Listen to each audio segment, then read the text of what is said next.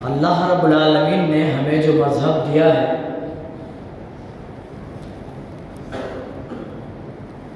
وہ سب سے پیارا، سب سے پسندیدہ ہے۔ دنیا کا کوئی بھی مذہب اٹھائیے، بہت سارے مذاہب ہیں،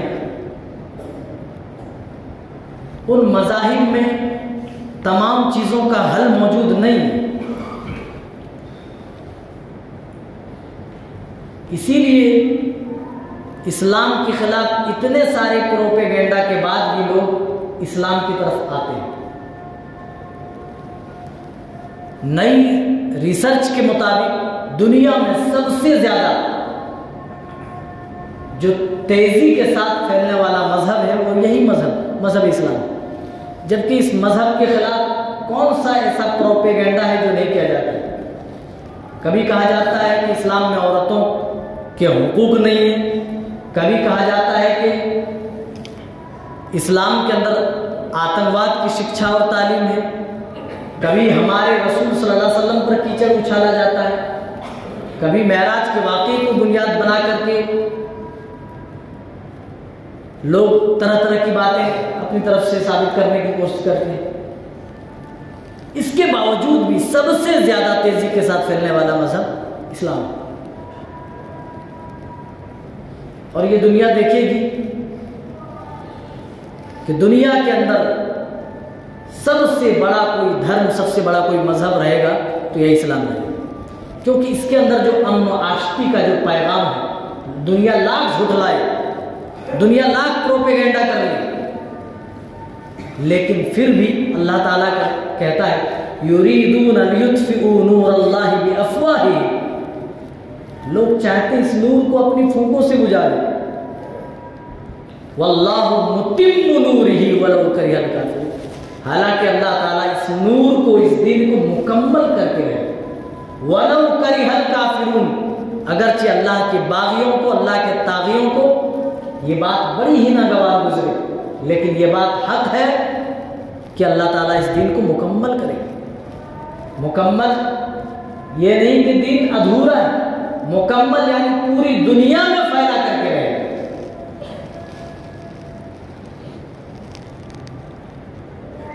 الیوم اکملت لکم دینکم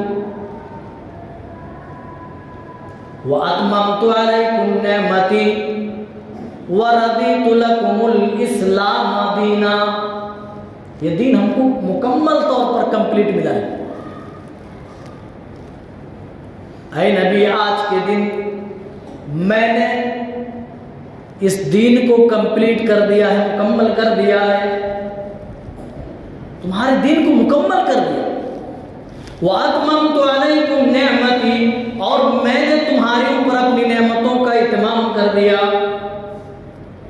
وَرَضِيتُ لَكُمُ الْإِسْلَامَ دِينًا، اور اس اسلام کو دین کی حیثیت سے میں نے پسند کر لیا ہے، قبول کر لیا ہے۔ اور یہ ایسا دین ہے، رب کا ایسا پسندیدہ دین ہے کہ اللہ کہتا ہے کہ اس کے علاوہ کوئی اور دین لے کر کے آئے گا، وہ اللہ کی بارگاہ میں ایکسیپٹ نہیں ہوگا، قبول ہی نہیں۔ وَمَن يَبْتَغِ غَيْرَ الْإِسْلَامِ دِينًا فَلَن يُقْبَلَ مِنْهُ، اگر کوئی شخص اسلام سے ہٹ کر، اسلام سے دور جا کر کے حق کی تلاش میں آدمی جستجو کرتا ہے، یا کہیں دوسرے راستے سے اللہ کو پانے کی کوشش کرتا ہے، اللہ کہتا ہے اسلام کے علاوہ کوئی بھی مذہب لے کر کے آئے گا، اللہ اسے ہرگز قبول نہیں کرے گا۔ فَلَن يُقْبَلَ مِنْهُ، اللہ تعالیٰ اسے قبول نہیں کرے گا۔ وَهُوَ فِي الْآخِرَةِ مِنَ الْخَاسِرِينَ، اور ایسا شخص جو اسلام کے علاوہ کسی اور میں ہدایت ڈھونڈتا ہو، اسلام کے علاوہ کسی اور میں اپنا پروردگار ڈھونڈتا ہو، کسی اور میں اپنا خالق اور کریٹر کی تلاش کرتا ہو، اللہ کہتا وَهُوَ فِي الْآخِرَةِ مِنَ الْخَاسِرِينَ، وہ قیامت کے دن خسارہ اٹھانے والوں میں سے ہوں گے۔ تو یہ اللہ کا بہت بڑا احسان ہے کہ اللہ نے یہ دین کمپلیٹ دیا، مکمل۔ کمپلیٹ کس کو کہتے ہیں؟ مکمل۔ ایک پیالے کے اندر آپ پانی بھر لیں اور اتنا بھرے کہ ایک قطرہ پانی اوپر سے ڈالنے کی گنجائش باقی نہ رہے، ایک قطرہ اگر کوئی ڈالنے کی کوشش کرے تو چھلک کر ایک قطرہ نیچے گر جائے، یہ ہوتا مکمل۔ اللہ کہتا ہے اے نبی اسی طریقے سے ہم نے آپ کو یہ دین مکمل کر کے کمپلیٹ کر کے دیا ہے۔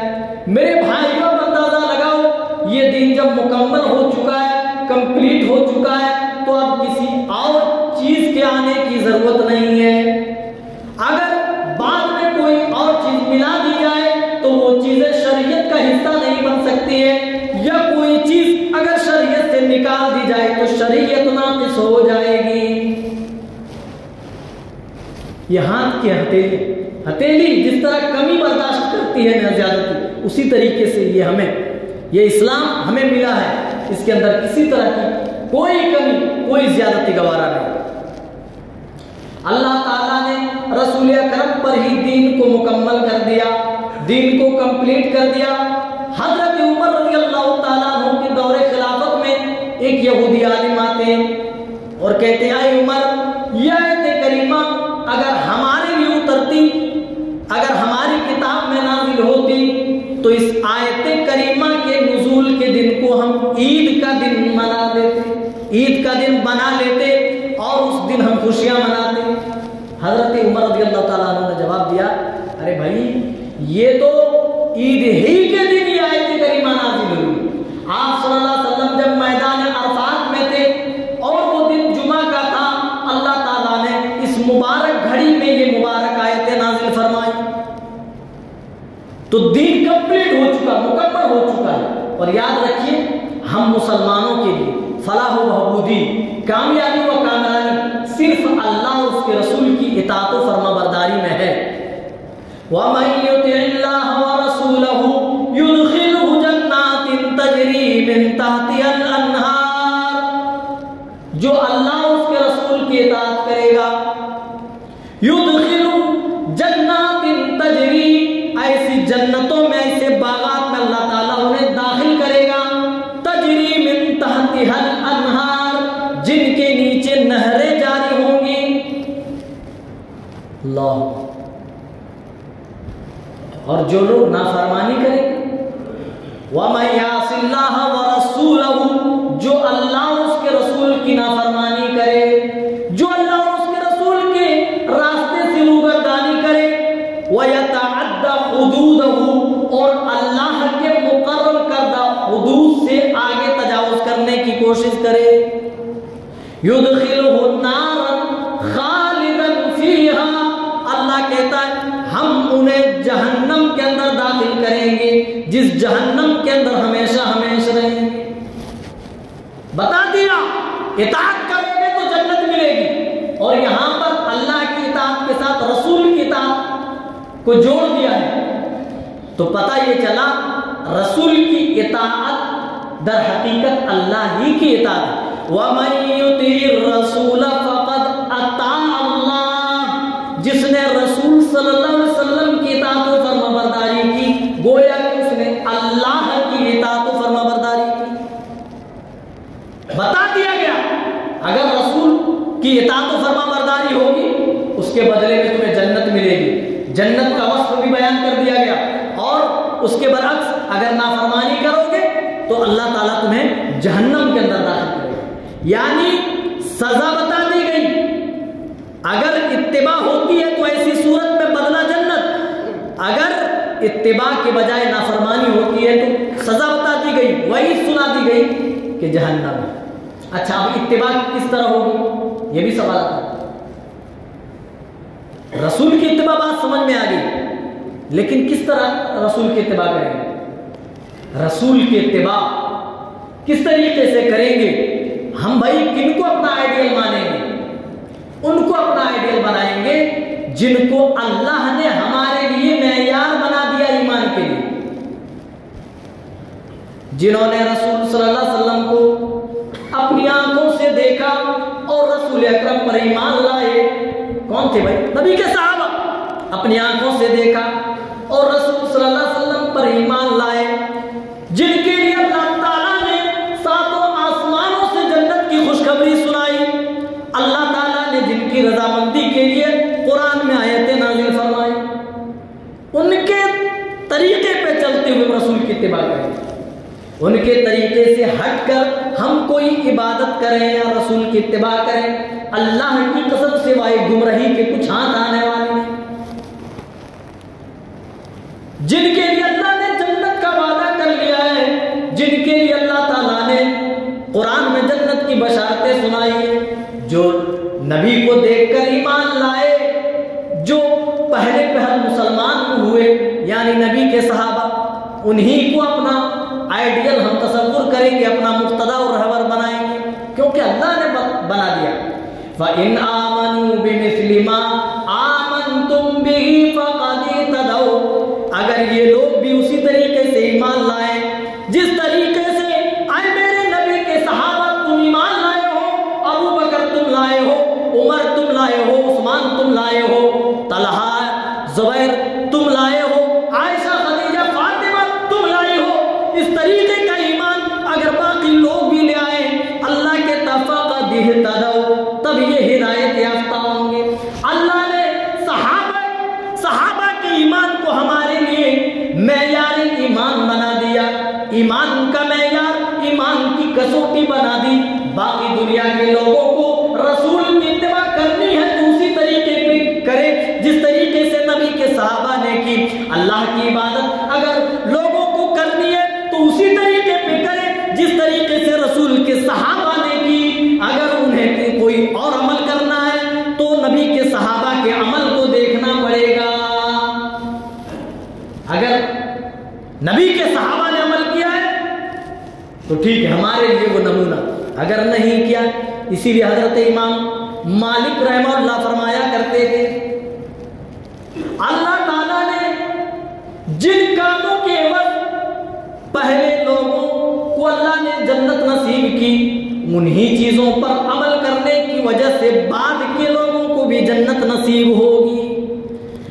جو چیز پرانے زمانے میں قرون اولیٰ میں نبی اور نبی کے صحابہ کے دور میں موجود نہ تھی، وہ اس دور میں اگر دین کے نام پہ پایا جائے وہ دین کا حصہ نہیں بن سکتا ہے، وہ شریعت کا حصہ نہیں بن سکتی ہے۔ کوئی بھی چیز لے دین کا نام لے کر کے آدمی چپکا کر چلا جائے تو وہ دین کا حصہ نہیں بنے گا۔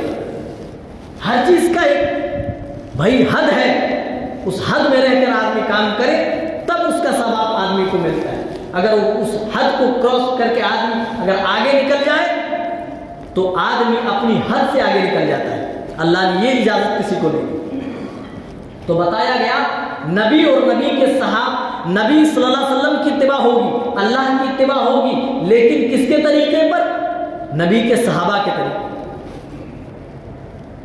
آئیے ایک حدیث پاک دیکھتے ہیں، اس کے بعد ہم بتائیں گے کہ رسول صلی اللہ علیہ وسلم جو ہدایت ہمیں چھوڑ کر کے گئے اس میں کسی طرح کی کوئی کمی ہے؟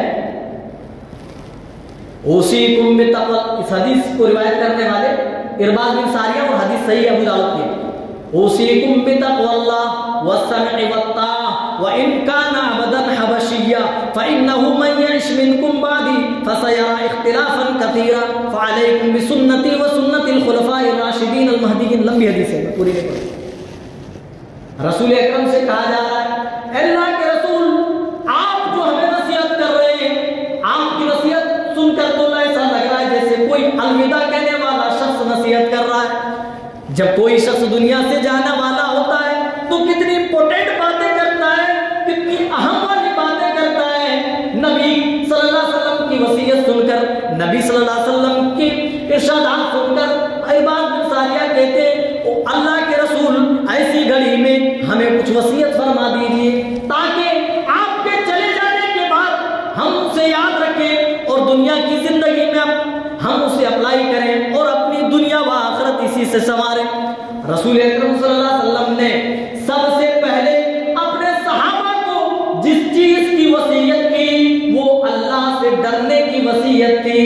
اوصیکم بتقوی اللہ، اے میرے نبی کے صحابہ میں تمہیں اللہ سے ڈرنے کی وصیت کرتا ہوں، والسمع والطاعہ، اور تمہارے صاحب حکمراں اس کی سمع و طاعت تمہارے اوپر واجب ہے۔ اگرچہ ایک حبشی کالا کلوٹا غلام بھی تمہارا امیر بنا دیا پھر وجہ بتائی میرے بعد جو تم میں سے زیادہ لمبے عرصے تک زندہ رہے گا فَسَيَرَى اخْتِلَافًا كَثِيرًا، وہ بہت زیادہ اس دین کے اندر اختلافات دیکھیں گے۔ آج اختلافات ہیں کہ سوائے ابلیس کے سبھی تو خوشیاں منا رہے ہیں۔ آگے نا موسم میرے بھائیوں، اللہ کے رسول نے پہلے ہی پیشن گوئی کر دی تھی، صرف ایک اختلاف نہیں بلکہ اختلافات بے شمار ہوں گے۔ فَسَيَرَى، تم ان قریب دیکھو گے اختلافاً کثیرا، بہت زیادہ اختلافات، قدم قدم پہ آج مسلمانوں میں اختلاف، مسلکی اختلاف ہے، تہذیبی، تمدنی، اخلاقی، تہذیبی، ہر طریقے کا آج مسلمانوں میں اختلاف ہے کہ رسول صلی اللہ علیہ وسلم پہلے فرما دیا، لیکن ان اختلافات سے بچنے کا راستہ بھی آپ نے ہموار کر دیا۔ فَعَلَيْكُمْ بِسُنَّتِي، اے میرے صحابہ اگر تمہارے درمیان اختلافات ہو جائے تو میری سنت تمہارے اوپر واجب ہے، میرا طریقہ، میرے طریقے کو لازم پکڑنا۔ اللہ وَسُنَّتِ الْخُلَفَاءِ الرَّاشِدِينَ الْمَهْدِيِّينَ، اور میرے ہدایت یافتہ خلفائے راشدین کی سنت کو تم مضبوطی سے تھامے رکھنا، عضوا علیہا بالنواجذ، دانتوں سے مضبوطی سے پکڑے رکھنا، تمہیں کوئی چیز گمراہ نہیں کر سکتی۔ رسول صلی اللہ علیہ وسلم بتا رہے ہیں اختلاف ہوگا، اختلاف کی صورت کیا ہوگی؟ کوئی چیز سمجھنے میں، کسی چیز کو تقسیم کرنے میں، اور کوئی اور بھی معاملہ ہو سکتا ہے جہاں اختلاف ہو سکتا ہے، لیکن اس اختلاف سے کیسے بچا جائے؟ رسول صلی اللہ علیہ وسلم کی سنت کو دیکھا جائے، رسول صلی اللہ علیہ وسلم نے وہ عمل کیا ہے یا نہیں کیا؟ نہیں کیا۔ اب اسی اختلاف کو لے لیتے ہیں جو 12 ربیع الاول کو ہونے والا ہے، دیکھو رسول نے ایسا کچھ حکم دیا ہے کہ نہیں حکم دیا؟ پوری حدیث میں جانیے، کہیں پر بھی آپ کی زندگی میں ایک لمحہ نہیں ملے گا جس لمحے یہ ثابت ہوتا ہو کہ رسول اکرم صلی اللہ علیہ وسلم نے یہ صحابہ سے کہا ہو کہ میری پیدائش کے دن 12 ربیع الاول ہے، لہٰذا اس دن تم جھنڈیاں لگاؤ، خوشیاں مناؤ، کہیں نہیں ملے۔ چلیے آپ نے کہا نہیں، نعوذ باللہ یا معاذ اللہ، جو بھی آپ کہہ سکتے ہیں کہہ لیجیے، آپ بھول گئے، نہیں بتا سکتے۔ اگر ہم یہ مان لیں کہ یہ شریعت کا حصہ ہے، یہ ثواب کا کام ہے اور اللہ کے رسول نے نہیں بتایا، یہ دین میں خیانت ہے کہ نہیں ہے؟ رسول اکرم صلی اللہ علیہ وسلم کی وہ گھڑی یاد کیجئے میرے بھائی، جب آپ حجۃ الوداع کے موقع پر 1,44,000 صحابہ کرام سے خطاب کر رہے ہیں اور لوگوں سے پوچھ رہے ہیں، اور اس کے 2 مہینے 2.5 مہینے بعد آپ دنیا سے چلے جاتے ہیں، آپ کو پہلے اشارہ ہو جاتا ہے کہ آپ دنیا چھوڑ کر جانے والے، اسی لیے آپ تمام معاملات دنیا ہی میں رفع دفع کر لینا چاہتے تھے۔ اسی خطبے میں، حجۃ الوداع کے آخری خطبے میں آپ نے لوگوں سے پوچھا تھا، اے میرے صحابہ، اے لوگوں، ذرا بتاؤ کیا میں نے پوری امانت داری کے ساتھ تم تک یہ اللہ کا دین پہنچا دیا ہے کہ نہیں؟ تمام صحابہ نے بیک زبان ہو کر کیا کہا تھا؟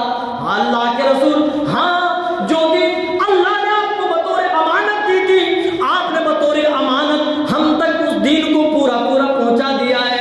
اللہ کے رسول، جو نبوت کی ذمہ داری آپ کے کندھوں کے اوپر اللہ تعالیٰ نے ڈالی تھی، بڑی امانت داری کے ساتھ، بڑی دیانت داری کے ساتھ آپ نے اس ذمہ داری کو نبھا دی ہے۔ اور اگر ہم مان لیتے ہیں کہ اتنا بڑا امپورٹنٹ، اتنا بڑا تہوار، اتنا بڑا ثواب کا کام، عید میلاد النبی میں جلوس نکالنا، رقص و سرور کی محفلیں منعقد کرنا، ڈی جے کی دھن میں ناچنا اور اس میں شامل ہونا، دیکھنا جانا، میرے بھائیو اتنا بڑا ثواب کا کام تھا اور میرے رسول نے نہیں بتایا تو صحابہ نے بھی جھوٹی گواہی دے دی، نعوذ باللہ۔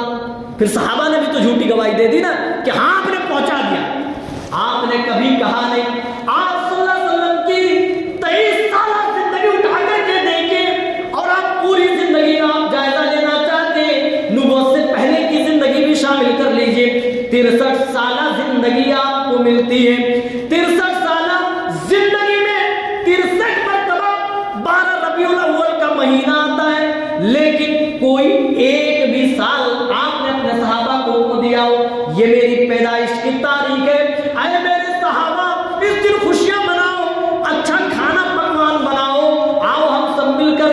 کچھ محفلیں منعقد کرتے میری تعریف بیان کرو گے، کوئی ثابت کر سکتا ہے؟ نہ آپ نے صحابہ کو اس کی رغبت دلائی، نہ آپ کی زندگی میں کبھی کوئی ایسا واقعہ پیش آیا کہ کسی صحابی نے اس دن آپ صلی اللہ علیہ وسلم کی ولادت کی خوشی منائی۔ میرے بھائیوں، کام کتنا ہی اچھا ہو، اگر اللہ اور اس کے رسول کی اس میں مہر نہیں ہے تو وہ کام شریعت کا حصہ نہیں ہو سکتا ہے۔ حضرت ابو موسیٰ اشعری رضی اللہ تعالیٰ عنہ حضرت عبداللہ ابن مسعود کے گھر آتے ہیں اور کہتے ہیں کہ میں نے مسجد میں جو معاملہ دیکھا وہ ٹھیک نہیں، لیکن چلو الحمدللہ میں نے اچھی ہی چیز دیکھی۔ کہا کیا ہوا بتاؤ تو؟ کہا رے میں کیا بتاؤں، جب مسجد میں جاؤ گے تو خود ہی دیکھ لیں۔ جب مسجد گئے نماز کے وقت دیکھا لوگ الگ الگ حلقے بنا کر کے ساتھ میں کنکڑیاں لیے ہوئے، کنکڑ سمجھتے ہیں پتھر کے چھوٹے چھوٹے ٹکڑے لیے ہوئے، اور ایک آدمی بیچ میں بیٹھا ہوا ہے اور کہتا ہے کہ بھائی تم 100 مرتبہ اللہ اکبر کہو، پھر کہتے پھر 100 مرتبہ سبحان اللہ کو، پھر لا الہ الا اللہ 100 مرتبہ کو۔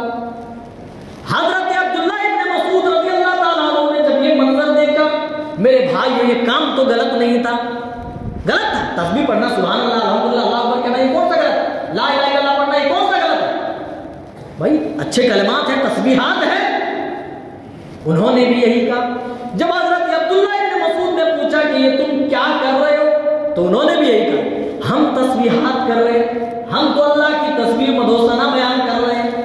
کہا اچھا، کہا یہ تم کنکریوں کے ساتھ کیا کر رہے ہو؟ کہا اس میں ہم 100 شمار کر رہے ہیں، 1 2 3 اس طرح 100 گن رہے ہیں۔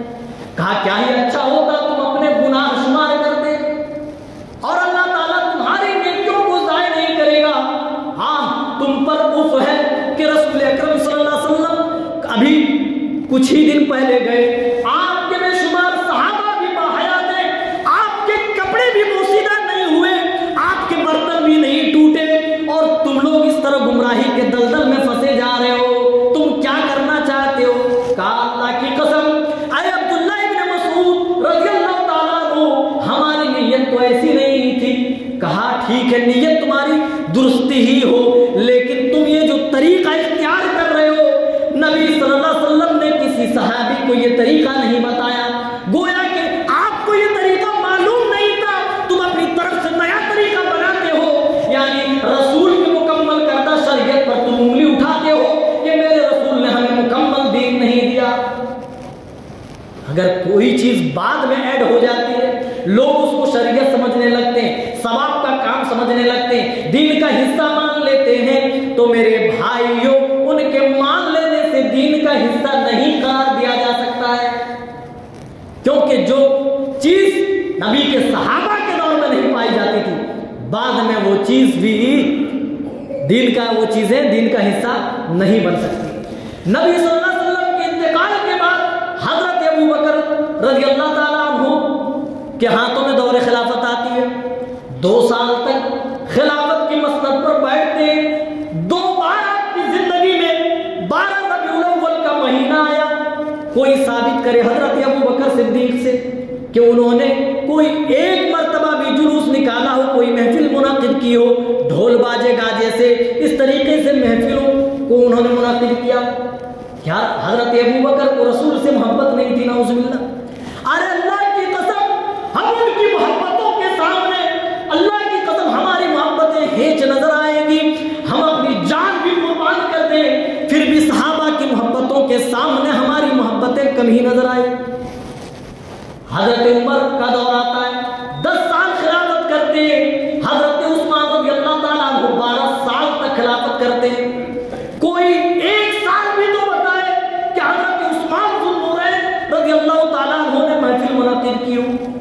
اس کے بعد حضرت علی رضی اللہ تعالیٰ عنہ لگ بھگ 5 سال تک خلافت کرتے ہیں۔ کوئی حضرت علی سے بتائے کہ انہوں نے 5 سالہ زندگی میں کبھی ایک بار بھی منایا ہو یا کسی کو منانے کا حکم دیا۔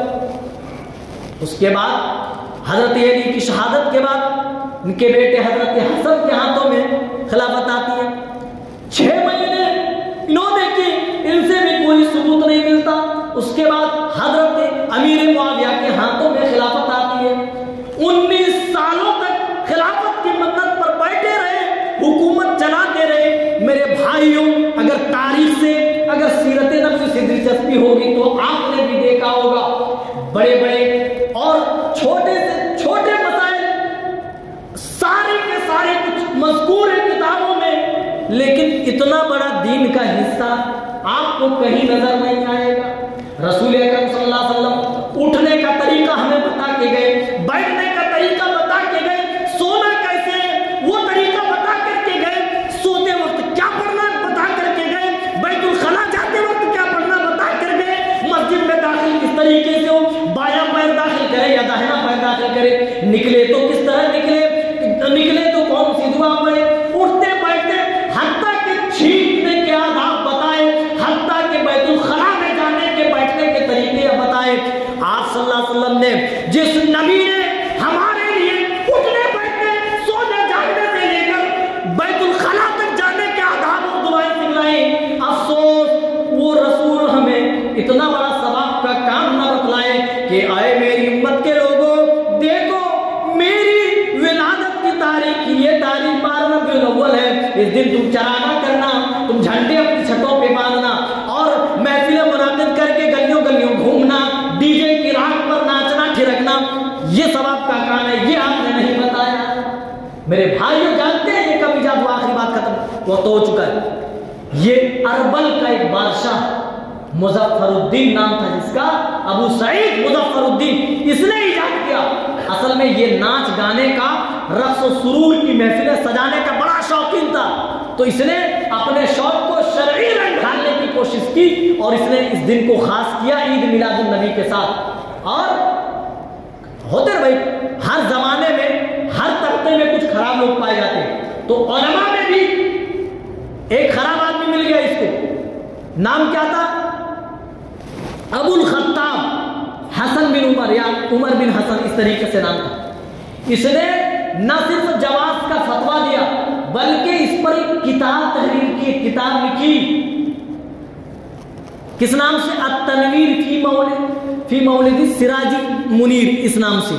اور جب بادشاہ نے دیکھا کہ بھائی میرے کاموں پر تو باقاعدہ علماء خوش ہو رہے اور کتابیں لکھ رہے، ارے یہ وہ عالم تھا جس کے بارے میں تمام ائمہ محدثین کا اتفاق ہے کہ بڑا کذاب، بڑا جھوٹا اور ضعیف ہونے کا شخص، اور کہتے ہیں یہ متکبر شخص تھا۔ ابن نجار لکھتے ہیں کہ متکبر شخص تھا، علماء سلف صالحین کی یہ توہین کرتا تھا، اور وہ جب یہ کتاب تحریر کرتا ہے بادشاہ کو دیتا ہے تو بادشاہ نے خوش ہو کر کے ان کو کتنا دیے تھے؟ 1000 دینار، 1000۔ تو چند سکوں کے عوض انہوں نے اپنا ایمان بیچا، قرآن و حدیث سے توڑ مروڑ کر کے انہوں نے مسائل بنائے اور بتایا کہ تم جو عمل کر رہے ہو بادشاہ مظفر الدین صاحب بڑا اچھا عمل ہے، نبی کی محبت میں اصل میں تم غرق ہو چکے ہو، اس لیے سب تم کر رہے ہو، بڑا اچھا عمل ہے۔ تب سے جاری ہوا، ورنہ اللہ کی قسم نہ رسول صلی اللہ علیہ وسلم نے کبھی حکم دیا، نہ آپ کی زندگی میں کبھی اس کا ثبوت ملتا ہے۔ ابو بکر، عمر، عثمان، علی، طلحہ، زبیر، کوئی ایک صحابی، حتیٰ کہ بعد میں تابعین کا دور، تابعین کا دور آتا ہے، تابعین کا دور آتا ہے، کہیں پر بھی ائمہ محدثین فقہا کا دور آتا ہے، کہیں پر یہ چیز میلاد، عید میلاد النبی کا جشن، یہ کب وجود میں آیا؟ سن 6 ہجری، 631 ہجری میں اس کا وجود ہوا، اور یہاں سے پھر لوگوں نے اپنانا شروع کیا اور اس طرح لوگ خرافات میں پھنستے گئے۔ میرے بھائیو آخری بات، اللہ تعالیٰ نے ہماری فلاح کی، ہماری کامیابی کی، اللہ تعالیٰ نے الگ الگ طریقے سے ہماری رہنمائی فرمائی ہے۔ فرمایا جب اختلافات ہو جائے تو ایسی صورت میں تم اللہ اس کے رسول کی طرف مسئلے کو تم پلٹ کر لے کے جانا، جب اختلافات بہت زیادہ دیکھو تو میں تمہیں وصیت کرتا ہوں ایسی گھڑی میں میری سنت کو مضبوطی سے پکڑے رکھنا، اور خلفائے راشدین کی سنت کو۔ کیوں کہا؟ یہ بتانے کے لیے کہ جو چیز میرے دور میں، جو چیز میرے خلفائے راشدین کے دور میں پائی نہیں جاتی تھی، بعد کے دور میں اگر کسی نے ملا دی تو وہ دین کا حصہ نہیں بن سکتا، کیونکہ دین، اس دین کو اللہ تعالیٰ نے 1400 سال پہلے رسول صلی اللہ علیہ وسلم ہی کے اوپر عرفات کے میدان میں مکمل کر دیا تھا، اور آج بھی وہ اعلان قرآن پاک کے 6 پارے کے اندر موجود ہے، الیوم اکملت لکم دینکم واتممت علیکم نعمتی ورضیت لکم الاسلام دینا کے نام سے۔ اللہ تعالیٰ ہمیں اچھی سمجھ اور اچھے عمل کی توفیق دے۔ اے اللہ ہمیں صحیح معنوں میں محب رسول بنائے، صحیح معنوں میں متبع رسول بنائے۔ اے اللہ ہمیں بدعات و خرافات سے محفوظ رکھ۔